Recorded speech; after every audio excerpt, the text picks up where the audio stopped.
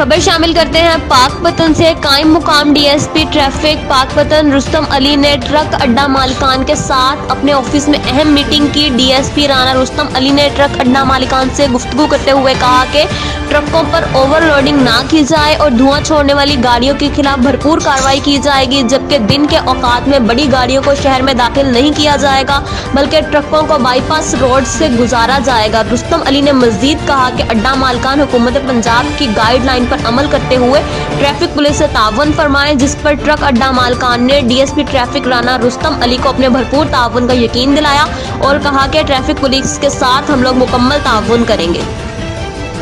राना रुस्तम साहब मौजूद हैं, इनसे जानते हैं कि शहर में धुएं वाली गाड़ियों और ओवरलोडिंग के हवाले से इनका क्या प्लान है ट्रैफिक को कंट्रोल करने के लिए। जी सर। जी बिस्मिल्लाहिर्रहमानिर्रहीम। आज ट्रक अड्डा चालक जो है इनकी मीटिंग बुलाई गई थी।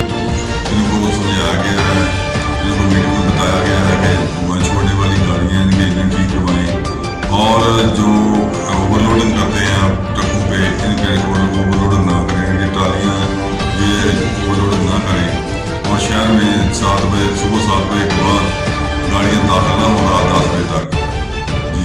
ट्रैफिक कंट्रोल करने के लिए क्या प्लानिंग शहर में की हुई है? कितने मुलाजिम ड्यूटी सर अंजाम देते हैं? ये तकरीबन हर चौक में मुलाजमान को खड़ा किया गया है, जो ड्यूटी को जो शहर में ड्यूटी को कंट्रोल करते हैं।